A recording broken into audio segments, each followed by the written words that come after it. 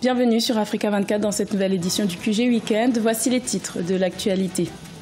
Le gouvernement zambien veut attirer des investisseurs pour stimuler l'économie nationale. L'annonce de cette décision fait suite au plan d'austérité récemment adopté pour faire face à la dette du pays. La sensibilisation à l'hygiène féminine est parfois un sujet tabou, mais pourtant vital, surtout en période de puberté. Une enseignante camerounaise apprend aux jeunes filles des milieux défavorisés à être mieux équipées pour affronter leur période de menstruation. Et la 3e édition des internationaux de badminton s'est ouverte le 21 juin à Abidjan, en Côte d'Ivoire. 16 pays à travers le monde s'affrontent dans cette compétition qui permettra aux vainqueurs de remporter la somme de 10 000 $.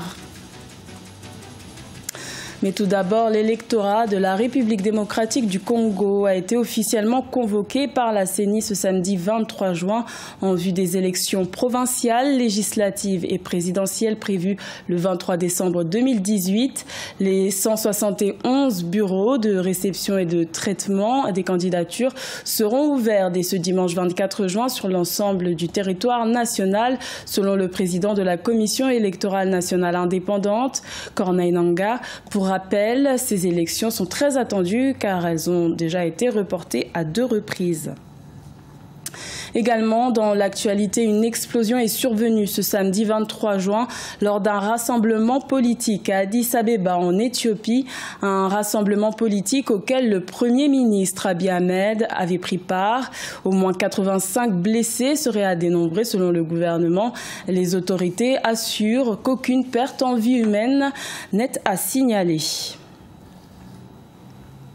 La Zambie s'est récemment munie d'un plan d'austérité pour faire face à sa dette. Et pour stimuler l'économie nationale, le gouvernement a décidé d'attirer les investisseurs. Un partenariat a été annoncé avec le gouvernement sud-africain et plusieurs banques du pays. Il s'élève à près de 1,2 milliard $. Solange Dubois. En Zambie, un plan d'1,2 milliard $ sera mis en place en partenariat avec le gouvernement sud-africain et plusieurs banques du pays. Une annonce qui intervient tandis que le gouvernement a mis en œuvre un plan d'austérité. Objectif, faire face à la dette du pays. Des mesures qui permettront à la Zambie de remplir les conditions fixées par le Fonds monétaire international afin d'obtenir le décaissement d'une tranche de prêt de 1,3 milliard $. S'ils font appel aux investisseurs sud-africains, c'est parce qu'il y a une politique qui a été mise en place dans la région de l'Afrique australe, où avant de regarder ailleurs, il faut regarder déjà ce que la région peut offrir en termes de complémentarité. Qu'est-ce que la Zambie peut exporter? Qu'est-ce que la Zambie peut importer au niveau de la région de l'Afrique australe? Et pourquoi pas la région de l'Afrique centrale? Et on sait que l'Afrique du Sud est un pays industrialisé dans cette région-là, donc elle a beaucoup apporté. Ces investissements seront principalement concentrés dans des projets d'infrastructure, selon Margaret Mwanakatwe, la ministre des Finances, notamment dans des projets de construction de routes et de centrales électriques. L'impact que ça aura, c'est de rendre la Zambie un peu plus crédible vis-à-vis des institutions de Bretton Woods. Ça, c'est le tout premier impact. Et le deuxième impact, c'est de calmer la grogne sociale parce que depuis un certain temps, il y a au niveau des ménages zambiens, ça commence à grogner. Parce que la qualité de vie s'est considérablement détériorée. Pour le gouvernement, ce plan donnera un nouveau souffle à l'économie du pays. À noter que la dette publique extérieure de la Zambie s'élevait à 9,3 milliards $ en mars 2018 contre 8,7 milliards $ sur la même période en 2017. Une écolière africaine sur 10 ne va pas à l'école en période de menstruation. L'une des premières causes de cet absentéisme est le prix trop onéreux des protections hygiéniques. Pour y remédier, une enseignante camerounaise a décidé d'apprendre aux jeunes filles à fabriquer des protections réutilisables. Reportage de notre correspondante Nelly Claude Ebessa. Feka Parchibel est enseignante et fondatrice d'Espoir pour les vulnérables et les orphelins, une organisation qui offre aux jeunes filles des compétences pour s'adapter à la vie quotidienne et s'autonomiser par l'entrepreneuriat, le leadership et l'agriculture. Feka fabrique des serviettes lavables à l'aide de tissus pour venir en aide aux jeunes filles. Les serviettes lavables constituent une alternative abordable pour les jeunes filles de familles à faible revenu par rapport à un paquet de serviettes hygiéniques jetables qui coûte 600 francs CFA. Mothers don't talk these things with Les mères ne parlent pas de ces choses avec les enfants.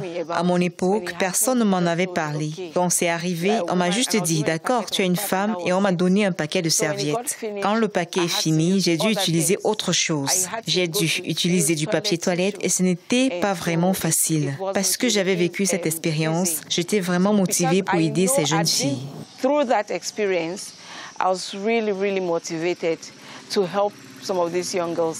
Une fois par mois, Feka et ses collègues se rendent dans les communautés locales pour apprendre aux jeunes filles et aux femmes comment fabriquer et utiliser les serviettes hygiéniques. Les discussions couvrent également l'hygiène menstruelle.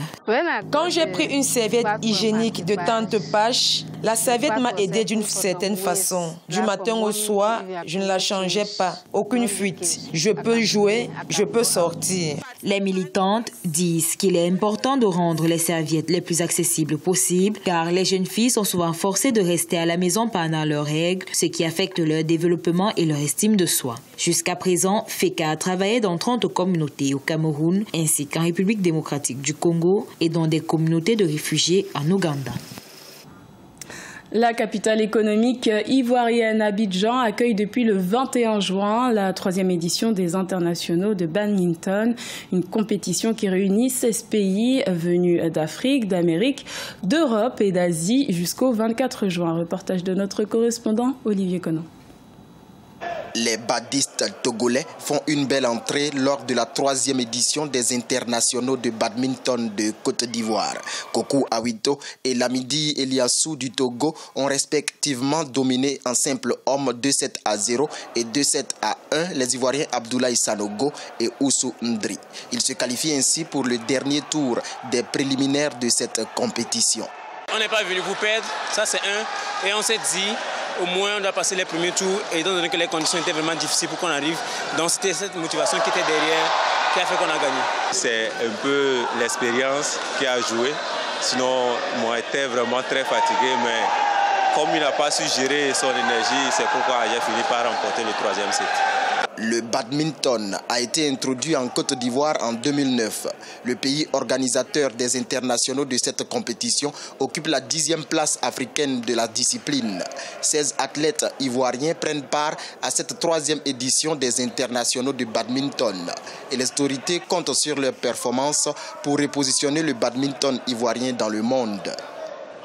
L'objectif, comme je le disais, c'est de permettre à nos athlètes d'être classés dans le ranking africain, un classement africain, et ensuite titiller le monde.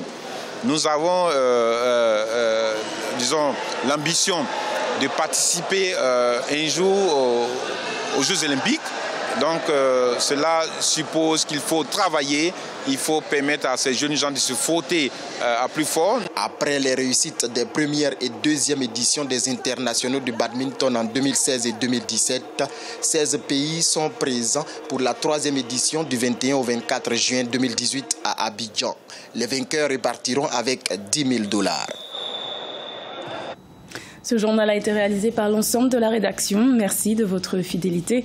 Retrouvez dans un instant une nouvelle édition de l'information sur Africa 24.